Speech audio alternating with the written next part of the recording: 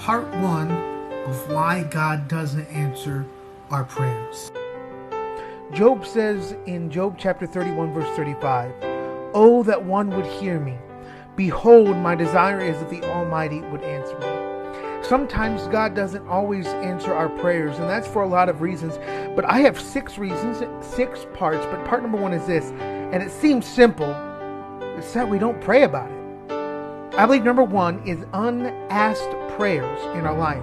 Matter of fact, James talks about this in his book, James chapter 4, verse 2. It says this, "Ye lust and have not, ye kill and desire to have and cannot obtain, ye fight and war, ye have not, because ye ask not."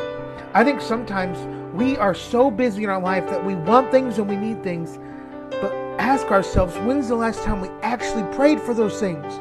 Not ask someone else to, but you yourself prayed about the things in your life. Part 2 of why God doesn't always answer our prayers. We talked about in part 1 that sometimes it's just because we don't ask for our prayers. We don't actually pray them to God. We just want them. And number 2, I believe, is this. It is unconfessed sins. Psalms chapter 66 verse 18 says this, "If I regard iniquity in my heart, the Lord will not hear me." The truth is today that even us as children of God still sin. Even those of us who are Christians, we still sin. We are not perfect. Only Jesus Christ is. And when we have that sin in our life, when we're living in sin and we are not seeking His forgiveness and seeking to conquer that sin, it can be a reason that affects the ability for God to hear our prayers and God to answer our prayers. So think about that. Part 3 of why God doesn't always answer our prayers.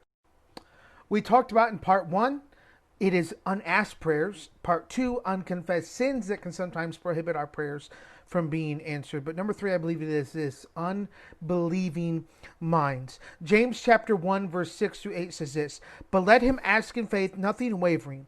For he that wavereth is like a wave of the sea, driven with the wind and tossed. For let not that man think that he shall receive anything of the Lord. A double-minded man is unstable in all his ways."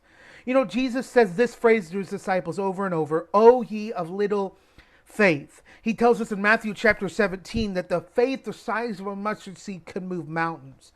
And I think sometimes we do pray about things, but we don't actually believe that God can or will answer those prayers, and that our faith is lacking. So when we pray, pray with faith that God can and will answer those.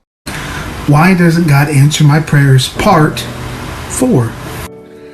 Why doesn't God answer my prayers? Part 4. We talked about unasked prayers, unconfessed sins, unbelieving minds. But then number 4 is this, unrighteous motives.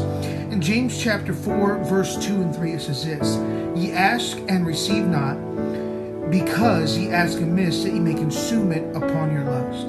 Quite simply, you can sum up this verse by saying, God is not a genie in a bottle.